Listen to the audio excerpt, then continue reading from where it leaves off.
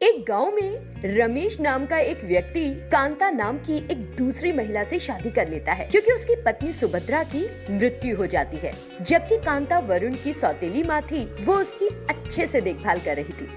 कुछ सालों के बाद वरुण ने सारिका नाम की एक लड़की से शादी कर ली। कांता ने शादी के बाद वरुण में बदलाव देखा और हैरान रह गई। बहू को देखकर उसे लगा, मुझे लगा था कि ये बहू बहुत मासूम है, लेकिन वो मासूम नहीं बल्कि बहुत चंट है। इतना सोचकर वो हॉल में आई और सोफे पर बैठ गई। अरे बहू, तुम रसोई में क्या कर रही हो? किचन में हमेशा कुछ ना कुछ करती रहती हो, यहाँ आओ जरा। ये सुनकर सारिका हॉल में आई। आ गई?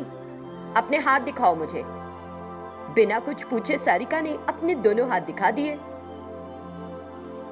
तुम्हारी हथेली पर एक भी लंबी रेखा नहीं है, सभी छोटी छोटी हैं। एक बार मुझे अपनी जीभ दिखाओ।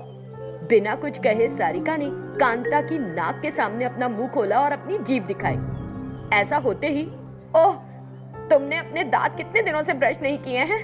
पूरे शहर के नालों की बदबू तुम्हारे मुंह में समाई है। अपना मुंह बंद करो, अब बंद करो इसे। सारिका ने तुरंत अपना मुंह बंद कर लिया। उसके लिए ये सब कुछ बड़ा उलझन वाला था। क्या हुआ सासू माँ? आपने मुझसे हाथ दिखाने को कहा, मैंने दिखाए। आपने मुझे अपनी जीभ दिखाने के लिए कहा, मैंने दिखाई। आप मुझसे ये सब करने के लिए क्यों कह रही हैं? शादी के इतने सालों बाद भी तुम्हारे ससुर ने एक बार भी मेरी बात नहीं सुनी, लेकिन मेरा बेटा अभी से तुम्हारी सुन रहा है। मैं देखना चाह रही थी कि क्या तुम्हारी जीभ और हाथों पर कोई जादुई तिल है। सारिका बिना कुछ कहे वहां से चली जाती है। एक दिन जब सारिका घर पर नहीं थी, कांता अलमीरा से पैसे निकालने लगी। उसी समय सारिका वहां आ गई। सारिका को देखकर कांता ने सोचा, इससे पहले कि वो मुझे चोर कहे, मैं उसे चोर बना दूंगी। ये सोचकर वो जोर जोर से चिल्लाने लगी। ये क्या है बहू? अगर तुम पैसा यहाँ वहां रखकर छोड़ दोगी तो मैं कब तक संभाल कर रखती रहूंगी? तुम्हारी लापरवाही के कारण घर से पैसा गायब हो रहा है। अगर ऐसा दोबारा हुआ तो मैं अपने बेटे को बताऊंगी और उससे तुमको सबक सिखाने के लिए कहूंगी। सारिका कितनी भी सावधानी क्यों न बरत रही थी, पैसा घर से गायब हो रहा था। सारिका उलझन में थी क्योंकि उसे कुछ समझ नहीं आ रहा था। एक दिन कांता, जिसने नहीं देखा कि सारिका घर पर है, पैसे लेने की सोची और तिजोरी के पास गई। तिजोरी के पास सास को देखकर सारिका ने उससे पूछा, सासू माँ, आप यहाँ क्या कर रही हैं? मैं बस इस तरफ आई थी बहू। मैंने इस तिजोरी से कुछ शोर सुना और देखने के लिए इसे खोला, तभी तुम आ गई। इस तरह कांता ने झूठ बोल दिया, लेकिन वो अभी भी अंदर से डर रही थी और सोचने लगी, क्या होगा अगर वो मेरे बेटे को ये बता दे? मैं तो सबके सामने चोर बन जाऊंगी। मैं घर पर शांति से नहीं रह पा रही हूँ क्योंकि ये बहू यहाँ है। मुझे कुछ भी करके उससे छुटकारा पाना चाहिए। तभी उसे एक सुपर आइडिया आया। अगर मैं सारिका को झील में धकेल दूं तो पानी में डूबकर वो मर जाएगी। उसे कोई नहीं ढूंढ सकेगा, कोई मुझ पर शक भी नहीं करेगा, और मैं सबसे बाद में कह दूंगी कि उसने सारे पैसे ले लिए और भाग गई। कुछ दिन बीत गए। एक दिन कांता ने सारिका के पास आकर कहा, बहू, हम सुबह से घर पर हैं। गर्म मौसम के कारण घुटन महसूस हो रही है। क्या हम झील की ओर चले थोड़ी देर के लिए? वहाँ मौसम थोड़ा ठंडा होगा। चलोगी तुम भी साथ? ठीक है सासू माँ, आपके बेटे ने भी मुझसे एक बार कहा था कि झील के पास बड़ी ठंडक रहती है। तब कांता ने धीमी आवाज में कहा, उसने तो मेरा काम आसान कर दिया।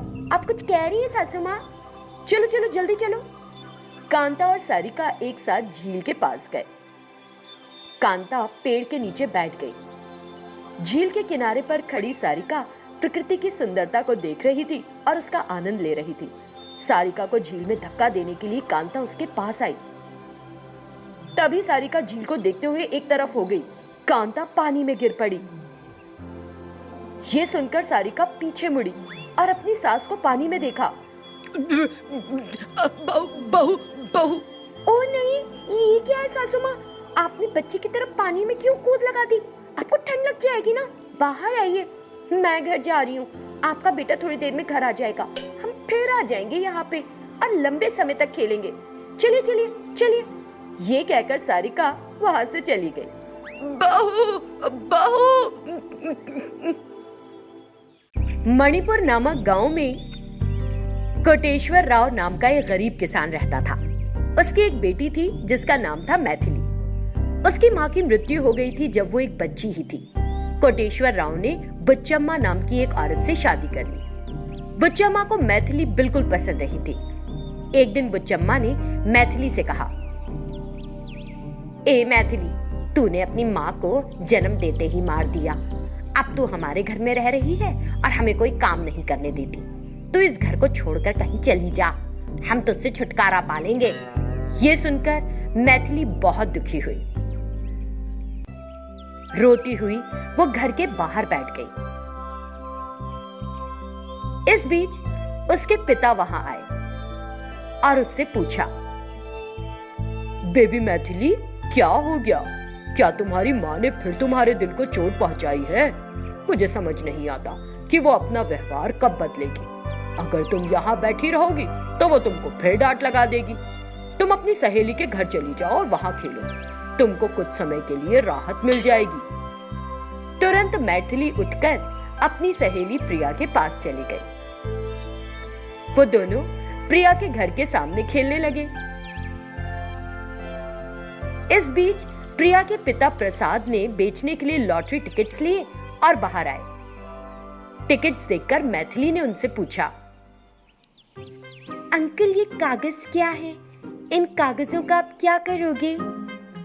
ये कोरे कागज नहीं है बेबी, ये लॉटरी टिकट्स हैं जो गरीब लोगों को अरबपति में बदल देते हैं। अगर एक टिकट 50 रुपए में खरीदा जाएगा तो भाग्यशाली होने पर वे 50 करोड़ रुपए भी जीत सकते हैं। ऐसा क्या अंकल, आप यही रहिए, मैं घर जाती हूँ और अपने पापा से पैसे लेकर आऊंगी। इतना कहकर मैथिली अपने घर चली गई। लेकिन उसके पिता घर पर थे ही नहीं। मैथिली ने सोचा, मेरे बाबा इस समय कहाँ चले गए? अगर मेरी माँ से पैसे मांगूंगी तो वो तो मुझे बहुत मारेगी। ऐसा सोचते हुए उसने चुपके से अपने पिता की जेब से 50 रुपए लिए और प्रसाद के पास आई। फिर उसने उस पैसे से एक लॉटरी का टिकट खरीदा। घर खुशी में आकर उस लॉटरी टिकट को छिपा रही थी, जिसे देखकर उसके पिता कोटेश्वर राव ने पूछा, मैथिली, क्या छुपा रही हो बच्ची मुझसे? पापा, मैंने आपकी जेब से 50 रुपए लिए। मैंने उस पैसे से लॉटरी का टिकट खरीदा। अगर हम किस्मत वाले हुए तो वो हमें 50 करोड़ रुपए देगा। ये सुनकर बुच्चम्मा आग बबूला हो गई और बोली, मुझे लगा था कि तुम इन दिनों चोरी नहीं कर रही हो। क्या तुम अब भी ऐसा कर रही हो? क्या तुम फिर कभी ऐसे चुराओगी कुछ? इतना कहते हुए उसने मैथिली को गुस्से से पीटा। बीच में कोटेश्वर राव ने आकर बुच्चम्मा को रोक दिया। एक सप्ताह के बाद लॉटरी कार्यालय का एक व्यक्ति कोटेश्वर राव के पास आता है। नमस्ते सर, यहाँ मैथिली कौन है? कोटेश्वर राव और बुच्चम्मा बाहर आए। मैथिली हमारी बेटी है। मैं लॉटरी कार्यालय से हूँ। आपकी बेटी मैथिली ने 50 करोड़ की लॉटरी जीती है। आप हमारे कार्यालय में आइए और राशि ले जाइए। मैथिली, तुम मेरे भाग्य की देवी हो बिटिया। ये सुनकर बुच्चम्मा को शर्म महसूस हुई और उसने अपना सिर नीचे झुका लिया। कोटेश्वर राव लॉटरी कार्यालय गया और उस पैसे को एक ट्रैक्टर में लेकर आया। उसके बाद से बुच्चम्मा ने भी मैथिली से अच्छा व्यवहार करना शुरू कर दिया।